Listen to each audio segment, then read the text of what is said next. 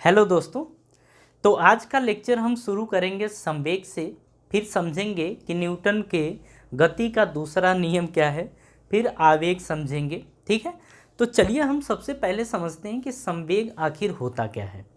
देखिए, यहाँ हम बोलते हैं कि अगर कोई वस्तु जिसके पास कुछ न कुछ द्रव्यमान हो, अगर वो v वेग से या किसी वेग से अगर गति कर रही है, तो हम कहते हैं कि उस वस्तु के पास संवेग है। ध्यान से बात को समझिएगा, हम बोल रहे हैं कि कोई वस्तु जिसके पास कुछ न कुछ द्रव्यमान है, अगर वो किसी वेग से गति कर रही है, तो हम कहते हैं कि उस वस्तु के पास संवेग है।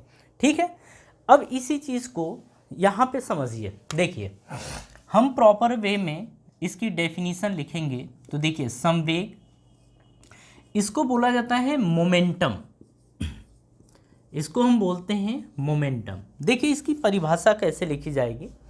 हम कहते हैं कि किसी वस्तु का संवेग, किसी वस्तु का संवेग उसके द्रव्यमान, किसी वस्तु का संवेग उसके द्रव्यमान तथा वेग के गुणनफल के, वेग के गुणनफल गुणनफल के बराबर होता है, बराबर होता है। ठीक है, तो हम यहाँ पर कहते हैं कि किसी वस्तु का जो संवेग होता है वो उसके द्रव्यमान तथा वेग के गुणनफल के बराबर होता है। ठीक है, अब यहाँ पर समझिएगा, हम कहते हैं कि इसे P से प्रदर्शित किया जाता है, इसे P से प्रदर्शित करते हैं। देखिए, इसे P से प्रदर्शित करते हैं। ठीक है, अब यहाँ पर समझिए आप, जो संवेग होता है वो होता है द्रव्यमान गुणे वेग के बराबर। जो संवेग होता है वो द्रव्यमान और वेग के गुणनफल के बराबर होता है। इसे अगर हम लिखें तो हम लिखेंगे P is equals to m into v. P क्या है यहाँ पर? संवेग। M क्या है? मास यानी कि द्रव्यमान। और V क्या है? वेलोसिटी यानी कि वेग। तो P इक्वल्स टू हम M इंटू वी लिखे। अगर हम इस तरीके से लिखते हैं तो ये होता है अदिश रूप। ये अदिश रूप है, संवेग का अदिश रूप है, जिसे हम बोलते हैं स्केलर फॉर्म। स्केलर फॉर्म हम ये बोलते हैं। ठीक है, अब अगर हम इसी संवेग को सदिश रूप में लिखें, सदिश रूप में या लिख सकते हैं इन वेक्टर फॉर्म, इन वेक्टर फॉर्म, सदिश रूप में। अब इसे समझिएगा, हम इसे लिखेंगे P vector is equals to M into v vector. आप ये लिखेंगे। ठीक है, अच्छा, इसके बारे में आपको कुछ बातें ध्यान रखनी है। देखिए, अगर हम संवेग की बात करें तो हम कहेंगे कि यह एक सदिश राशि है, यह एक सदिश राशि है। अच्छा, सदिश को क्या बोलते हैं? वेक्टर। तो हम कहेंगे कि जो संवेग है वो एक वेक्टर क्वांटिटी यानी कि सदिश राशि है। ठीक है, अगर हम इसके दिशा की बात करें तो हम कहते हैं कि इसकी दिशा वही होती है जो वेग की दिशा होती है। कहने का मतलब ये है कि अगर ये मार्कर अगर इस दिशा में गति कर रहा है तो इसका संवेग भी इसी दिशा में होगा। ठीक है, तो हम कहेंगे कि इसकी दिशा,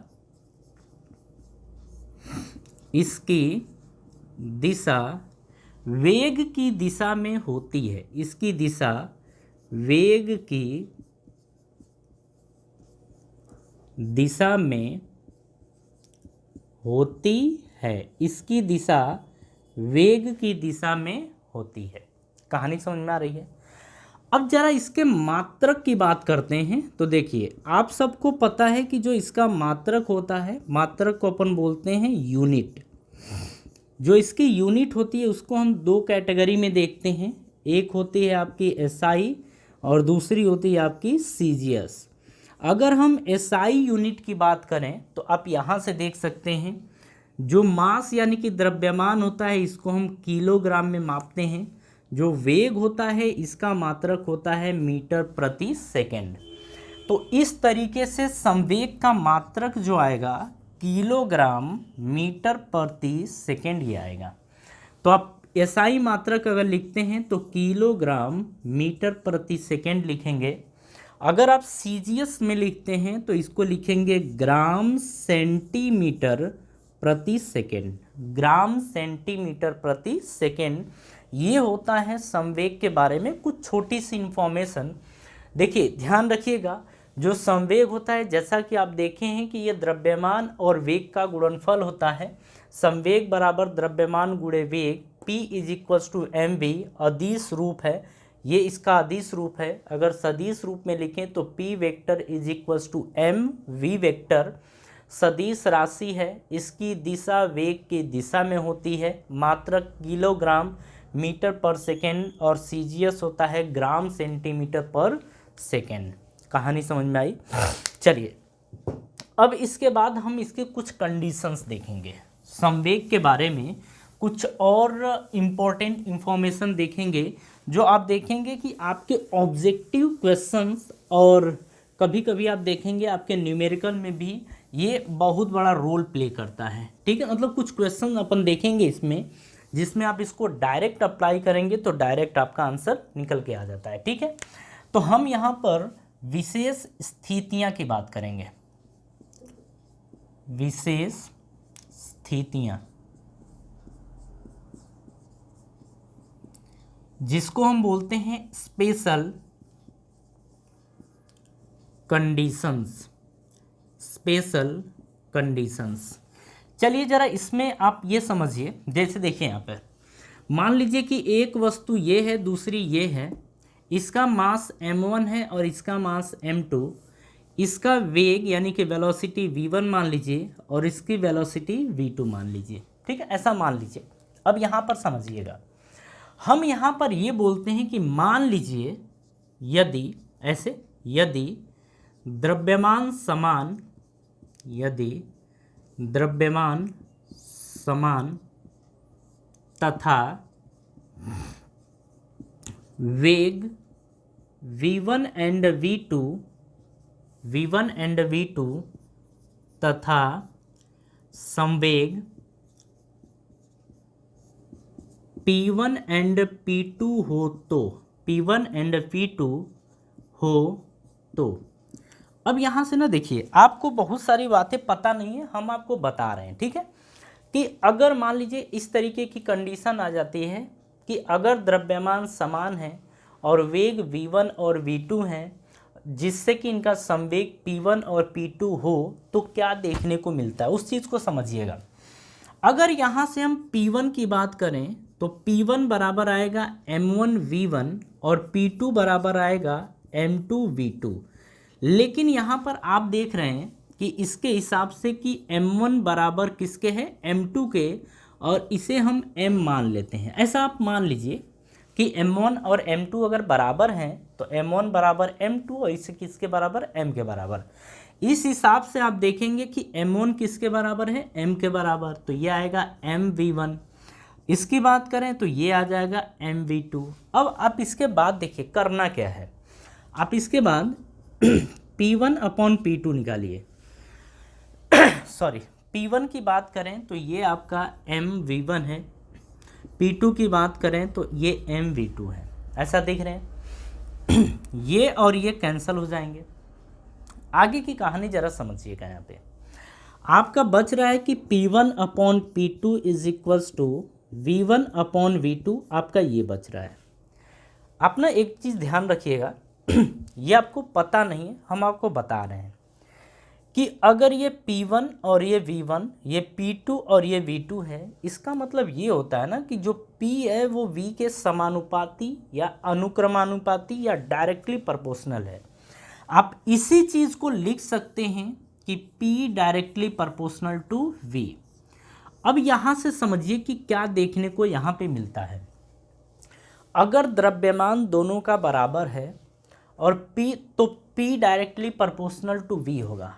कहेंगे ये कि अगर दो वस्तुओं का द्रव्यमान बराबर है, दो वस्तुओं का द्रव्यमान बराबर है और उनका वेग अलग अलग है, तो जिसका वेग ज़्यादा होगा, जिसका वेग ज़्यादा होगा उसका संवेग ज़्यादा होगा। दो वस्तुओं का द्रव्यमान बराबर है तो जिसका वेग ज़्यादा होगा उसका संवेग भी ज़्यादा होगा। कहानी कुछ समझ में आ रही है?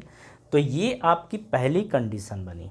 ठीक है, अब आगे अपन समझते हैं। इसे अब हटाते हैं। ये चीज़ ध्यान रखिएगा कि ऐसे बनाया जाता है। ठीक है, अब आगे समझते हैं। हम ये कहते हैं कि v समान है, मतलब इसका वेग क्या है? समान। यहां से हटाते हैं ना ये। अब यहां पे समझिएगा, हम यहां पर ये करें कि सेकेंड कंडीशन में कि यदि वेग समान तथा द्रव्यमान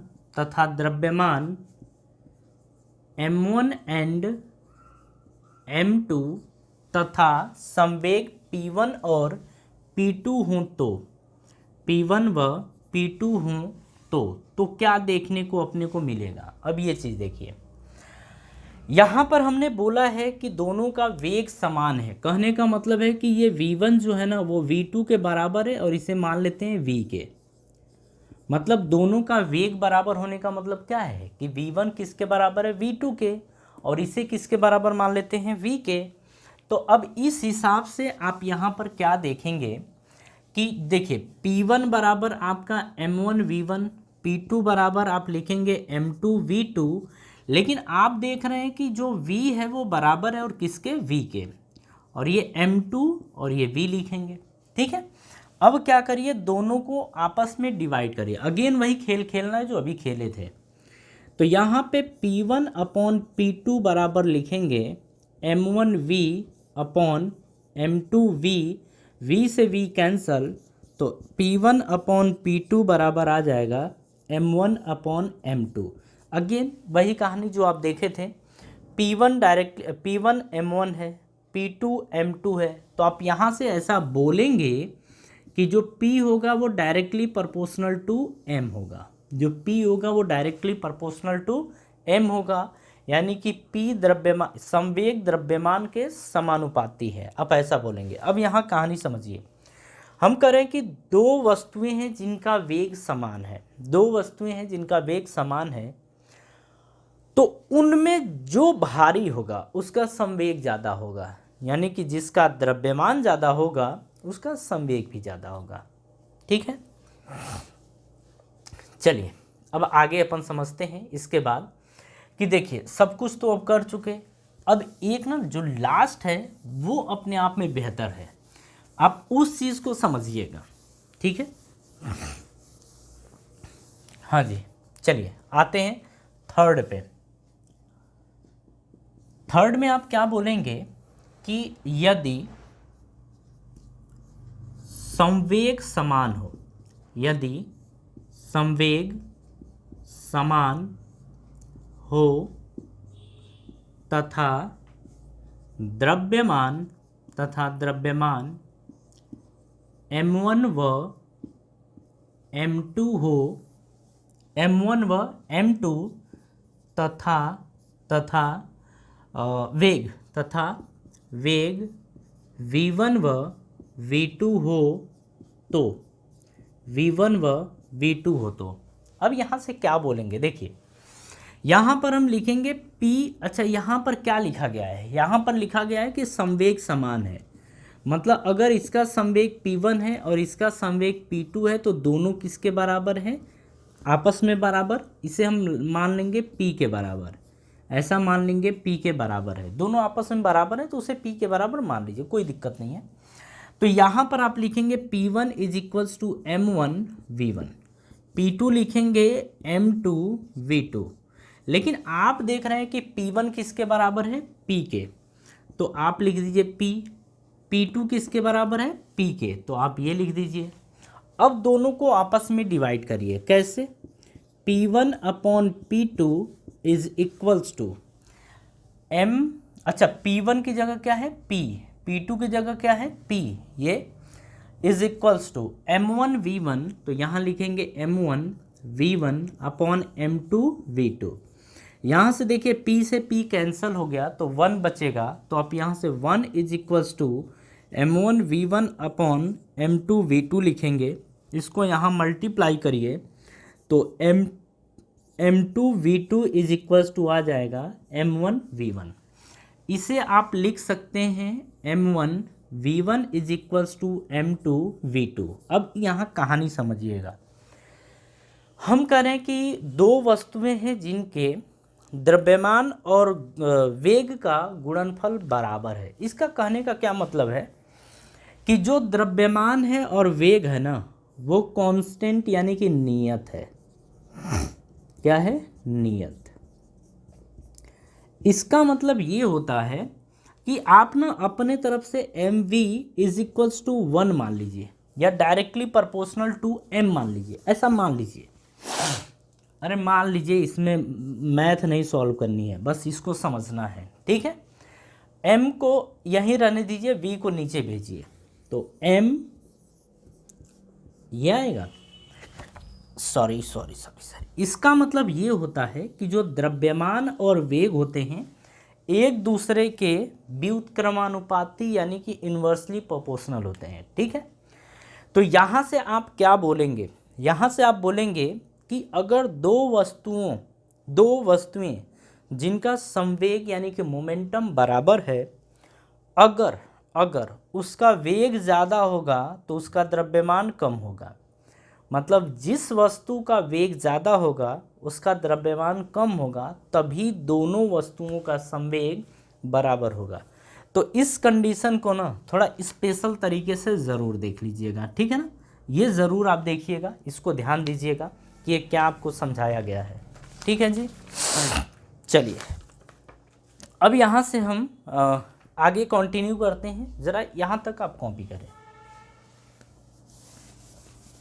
हाँ जी, अब हम समझते हैं न्यूटन के गति का द्वितीय नियम, इसे अपन समझते हैं। तो देखिए हमारी हेडिंग यहाँ पर है कि न्यूटन के गति का द्वितीय नियम, इसे हम बोलते हैं Newton second law of motion, या आप ऐसे चलिए वैसे लिख लीजिए कि या तो सेकेंड लॉ ऑफ मोशन भी बोल सकते हैं, या इसे हम लिख दें Newton's second law of motion, हम इसे ये बोल दें, ठीक है। अब जरा इस चीज़ को समझिएगा। देखिए इसमें हम ये कहते हैं, देखिए इस चीज़ को आपने अभी तक केयर नहीं किया होगा। जो हम आपको संवेग पढ़ाए हैं ना, संवेग बताने का बहुत बड़ा कारण था कि आप अब न्यूटन के सेकेंड लॉ ऑफ मोशन को समझ सकें। देखिए हम इसमें ये कहते हैं कि जो न्यूटन का सेकेंड लॉ ऑफ मोशन होता है वो एक्चुअल में होता क्या है कि जो संवेग परिवर्तन की दर होती है ना, उसी को ही अपन बोलते हैं न्यूटन्स लॉ ऑफ मोशन। फिर से समझिए, संवेग परिवर्तन की जो दर होती है वो बल के बराबर होती है, ठीक है। और यही होता है न्यूटन के गति का दूसरा नियम। तो इसको अपन समझते हैं इस तरीके से कि किसी पिंड के संवेग परिवर्तन की दर, इसे आप लिखिए, किसी पिंड के संवेग परिवर्तन की दर, किसी पिंड के संवेग परिवर्तन की दर उस पर आरोपित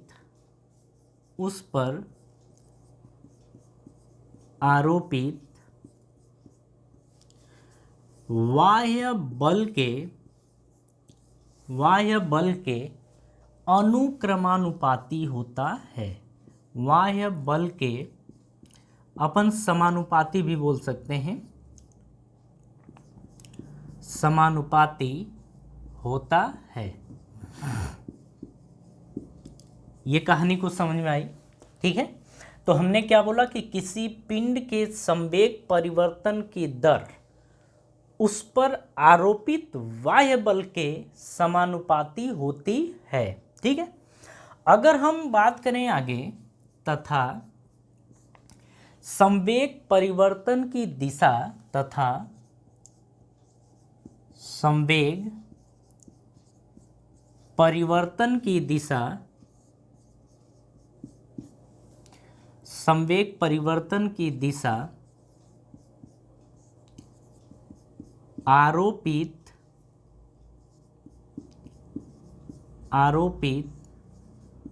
बाह्य बल की, आरोपित बाह्य बल की दिशा में, बाह्य बल की दिशा में होती है। ये जो आप अभी स्टेटमेंट देख रहे हैं ना, ये काफ़ी इंपॉर्टेंट है, आप इसे समझिएगा। हम यहाँ पर ये बोलते हैं कि किसी पिंड के संवेग परिवर्तन की दिशा उस पर आरोपित बाह्य बल के समानुपाती होती है तथा संवेग परिवर्तन की दिशा आरोपित बाह्य बल की दिशा में होती है। ठीक है, मतलब संवेग परिवर्तन की दिशा जिधर होती है, मतलब उधर होती है जिधर बाह्य बल की दिशा होती है। ठीक है, अब इसी चीज़ को मैथमेटिकली समझना है। देखिए, हम जो ये बाह्य बल की बात कर रहे हैं ना, हम ये बाह्य बल अब कैलकुलेट करेंगे, लेकिन कैसे करेंगे? ये हम करेंगे संवेग परिवर्तन की दर की हेल्प से, उसकी सहायता से। जैसा कि आप देखें कि P vector is equals to MV vector ये होता है। ठीक है, आप क्या करिए कि दोनों तरफ अवकलन कर दीजिए, दोनों तरफ अवकलन करने पर, दोनों तरफ अवकलन करने पर, यानी कि डिफरेंशिएट विद, दोनों तरफ अवकलन करने पर हम यहाँ पर बोल देंगे टाइम, यानी समय के सापेक्ष, समय के सापेक्ष। ठीक है, ये differentiate both side with respect to time, आप ये बोलेंगे। अब देखिए यहाँ पर लिखेंगे आप d/dt और ये आपका p वेक्टर है। ठीक है, इज इक्वल्स टू, यहाँ पर लिखेंगे d/dt और ये आपका mv वेक्टर, आप इसको ऐसे लिखेंगे। ठीक है, अब इसे आप लिख सकते हैं जैसा ये है, इसको इधर ही रहने दीजिए, इसको आप लिख सकते हैं। देखिए, एक बार आपने प्रोडक्ट रूल पढ़ा है, एक बार इसको बाहर करते हैं, इसको डिफरेंशिएट करते हैं, फिर इसको बाहर करते हैं, इसको डिफरेंशिएट करते हैं, ये आपने बेसिक में देख रखा है। हम m को बाहर लेंगे, फिर d/dt और जो v है उसको डिफरेंशिएट करेंगे। अब इसमें प्लस होता है बीच में, अब इसको बाहर करेंगे तो v वेक्टर को हमने बाहर कर लिया, d/dt और अंदर क्या बच गया, m। ठीक है, तो यहाँ से आप देख रहे हैं ये चीज़ कि dp/dt is equals to m dv/dt plus v dm/dt, ये आप देख रहे हैं। इसके बाद हम ऐसा बोल दें कि यदि द्रव्यमान नियत है, मतलब ये कांस्टेंट है, तो यहाँ पर ज़रा समझिएगा, हम यहाँ पर बोल दे रहे हैं कि यदि, अरे यहाँ से और ये डायरेक्ट, यदि द्रव्यमान नियत है, नियत यानी कि इसको बोलते हैं कांस्टेंट, यदि द्रव्यमान कांस्टेंट है। अच्छा, अगर द्रव्यमान कांस्टेंट होता है तो हम कहेंगे कि, तो हम यहाँ से ये बोलते हैं कि जो dm/dt होता है वो ज़ीरो होगा। आपने देख रखा है कि अगर ये कांस्टेंट है तो इसका डिफरेंशिएशन ज़ीरो आता है। ठीक है, ये होगा। अब इसमें पुट करिए, तो देखिए जब आप इसकी जगह पर ज़ीरो पुट करेंगे तो आप यहाँ पे क्या देखेंगे, ओवरऑल ज़ीरो। तो dp upon dt is equals to m dv upon dt आएगा। तो यहाँ से आप देखेंगे कि d अपॉन dt यानी कि dp upon dt is equals to m, ये dv अपॉन dt ये बचेगा प्लस में 0, तो 0 को आप हटा दीजिए, कोई दिक्कत नहीं है, ठीक है, ये आप कर सकते हैं। तो ये हो गया, इसको आप फर्स्ट इक्वेशन मान लीजिए। अच्छा, एक चीज़ हम और जानते हैं कि अगर किसी पिंड पर अगर y बल F लग रहा है तो हम यहाँ से बोल सकते हैं कि द्वितीय नियम के द्वारा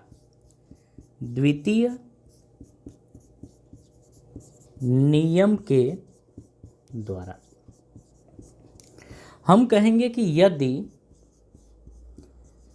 किसी पिंड पर बाह्य बल F लग रहा है तो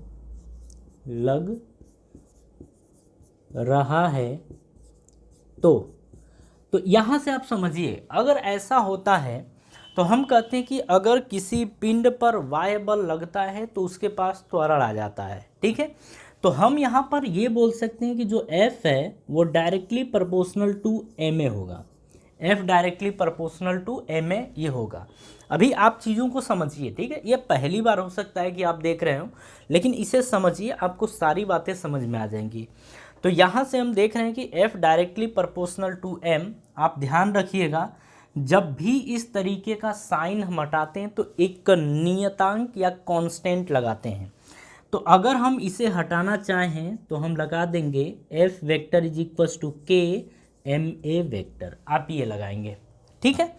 यहाँ पर जो K की वैल्यू होती है वो 1 होती है। ये एक्सपेरिमेंटल डाटा है, ये एक्सपेरिमेंट के थ्रू देखा गया था कि F directly F equals to K ma तो होता है, लेकिन यहाँ पर जो K की वैल्यू होती है वो K की वैल्यू होती है वो 1 के बराबर होती है। तो इस तरीके से F is equals to K की प्लेस पे 1 रख देंगे, तो F इज इक्वल्स टू आ जाएगा 1 इंटू ma वेक्टर, इसे हम लिख सकते हैं F vector is equals to ma vector, ये सेकेंड। अब आप यहाँ से देखिए एक चीज़ और, ज़रा यहाँ पे थोड़ा सा और मॉडिफाइड कर दें, तो इसे हम लिख सकते हैं ma वेक्टर। अब इसे फर्स्ट क्योंकि आपको पता है कि dv अपॉन dt क्या होता है, तो dv अपॉन dt होता है a, यानी कि त्वरण, एक्सिलरेशन ये होता है। तो हम इसके प्लेस पे a रख देंगे, ये आएगा। इसके बाद हम ये बोलेंगे कि बाई फर्स्ट एंड सेकेंड आप क्या करेंगे, ma के प्लेस पे f पुट कर देंगे। तो वहाँ पर आप देखिए यहाँ पर कि dp upon dt is equals to, आप ma देख रहे हैं और ma के प्लेस पे आप f पुट करेंगे, ठीक है। ये इसको थोड़ा चेंज करके लिखिए, तो f vector is equals to dp vector upon dt vector ये होता है।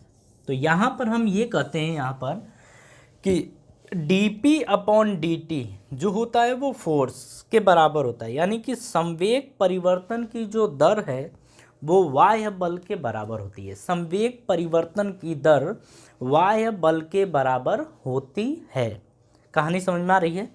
तो ये चीज़ आपको समझ में आ गई ना, ये चीज़ आपको अच्छे से समझ में आ गई होगी कि किस तरीके से सेकेंड लॉ ऑफ मोशन को प्रूफ किया जाता है।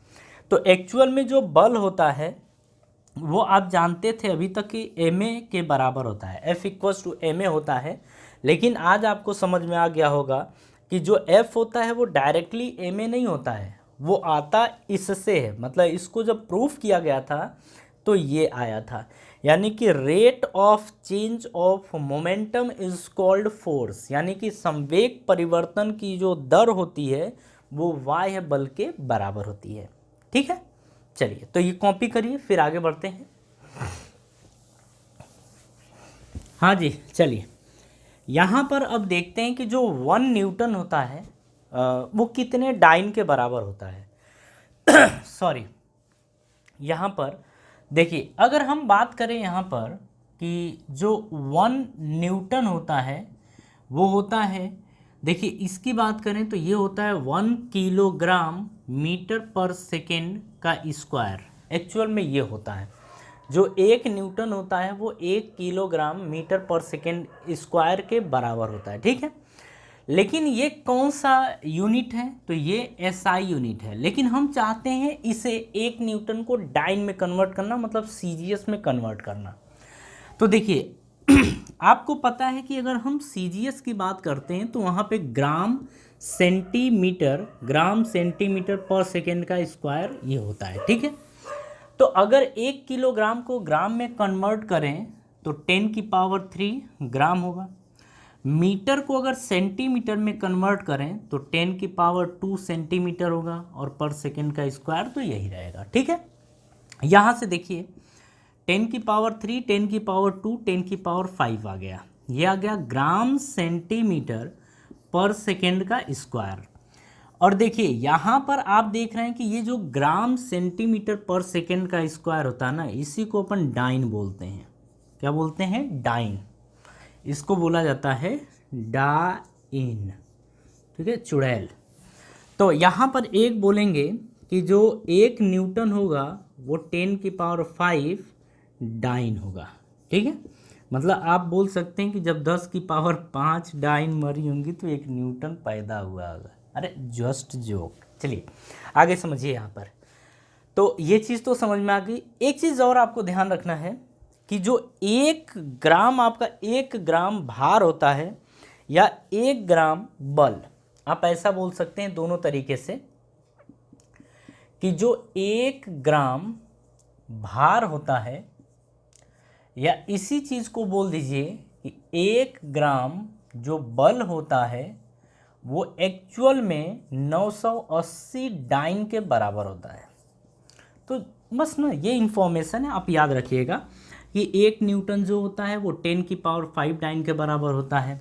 1 ग्राम भार या 1 ग्राम बल जो होता है वो 980 डाइन के बराबर होता है। तो इसे बस आपको ध्यान रखना है और कोई दिक्कत नहीं है।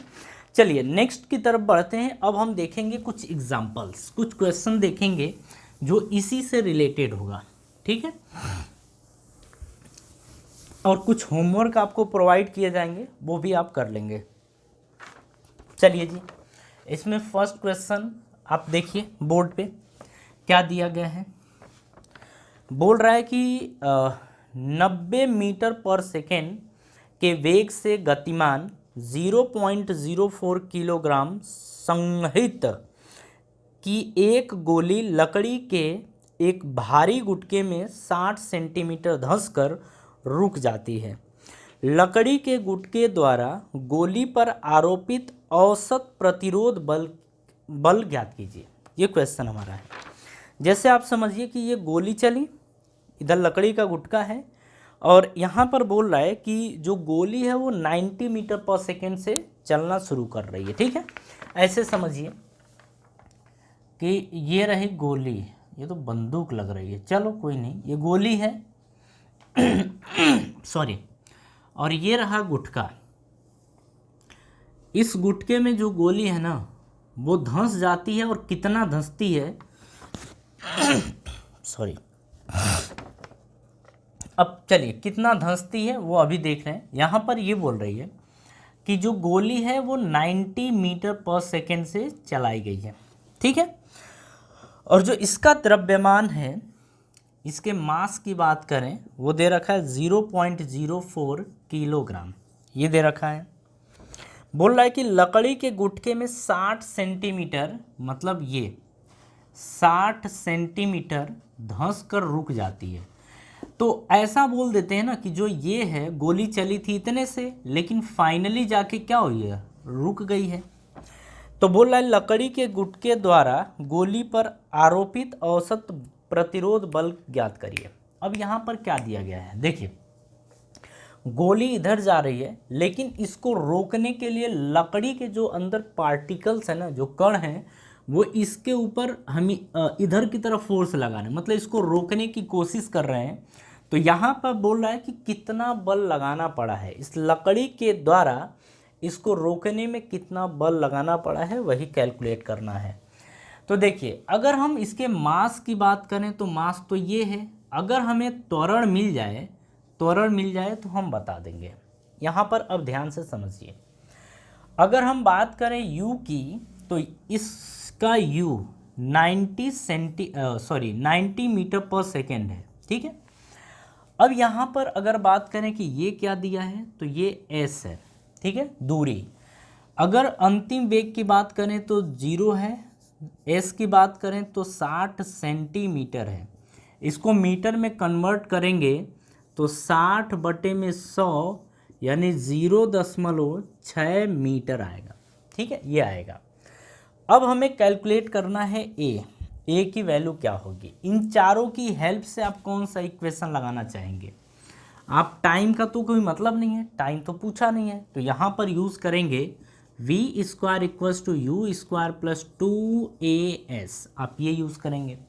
v की वैल्यू क्या है 0, u की वैल्यू क्या दे रखी है 90 का स्क्वायर प्लस, अरे भैया इसे 2, a की वैल्यू पता नहीं, s की वैल्यू कितनी है 60 यानी 0.6 ये दे रखा है, ठीक है। इसको ज़रा उठा के इधर लेके आइए तो माइनस में बनेगा। इसको जब इधर लाएंगे तो -2 × 0.6 × a = 90 × 90 ये बनेगा। a बराबर आपका आ जाएगा 90 × 90 और आप क्या करिए गुणा में इधर जाएगा तो भाग 2 × 0.6 ये आपका आएगा, ठीक है। देखिए जब इसे आप कैलकुलेट करेंगे तो ये आएगा -6750 मीटर पर सेकेंड का स्क्वायर, यानी कि जो इसका त्वरण नहीं, ये मंदन है, जो मंदन आएगा वो 6750 मीटर पर सेकेंड स्क्वायर होगा। अब हमसे बोल रहा है आरोपित बल यानी कि F = ma, m की वैल्यू कितनी है 0.04 kg इंटू a की वैल्यू देख रहे हैं -6750 है। जब आप इसे सॉल्व करेंगे तो ये आपका आएगा -270, तो -270 न्यूटन आएगा। यहाँ पे माइनस का क्या मतलब है, माइनस का मतलब है कि ये इसका विरोध कर रहे, लकड़ी इसका विरोध कर रही है पीछे की, किधर बल लगा रही है पीछे की तरफ, ठीक है। चलिए नेक्स्ट क्वेश्चन देखते हैं। अच्छा इसी को बोलेंगे आरोपित प्रतिरोध बल, आरोपित प्रतिरोधी बल इसी को बोला जाएगा, ठीक है। नेक्स्ट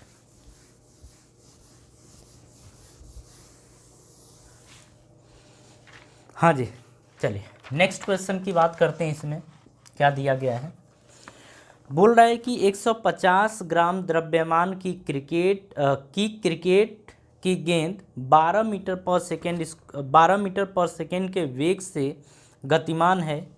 बल्ले द्वारा मारने पर यह ठीक विपरीत दिशा में 20 मीटर पर सेकेंड के वेग से लौट जाती है।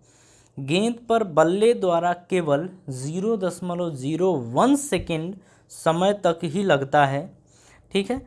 गेंद पर बल्ले द्वारा आरोपित बल की गणना करिए, ठीक है। जो आप देख रहे हैं ना ये क्वेश्चन कि हुआ क्या है, हाँ चलिए समझिए। भैया बैट बन जाओ, बन गया ये बैट, ओहो ओहो। ये जब हम छोटे थे ना तब ऐसे बैट खुद घर ही बनवाते थे लोहार से, ठीक है, ऐसे, ठीक है। अच्छा क्या हुआ है कि एक गेंद इधर से चली है, कितने से चली है तो बोल रहा है कि 12 मीटर पर सेकेंड। अच्छा इसका जो द्रव्यमान दे रखा है ना वो दे रखा है 150 ग्राम। क्वेश्चन समझिएगा, ये जो चली है ये 12 मीटर पर सेकेंड से चली है, इधर को आप पॉजिटिव ले लीजिए, ठीक है। उसके बाद हुआ क्या है कि इससे टकराई है और वापस जा रही है, इस बैट से टकराई, मतलब इस बैट के द्वारा इसको मारा गया तो ये इधर की तरफ आ रही है 20 मीटर पर सेकेंड से। लेकिन ये बल्ले पर टकराने का समय कितना है कि बल्ले के टच में कितनी देर तक रही है 0.01 सेकेंड तक, इतना ही समय तक ये बल्ले के टच में रही है। अब हमसे बोल रहा है कि बल्ले के द्वारा इसके ऊपर आरोपित जो बल है वही बताइए क्या है।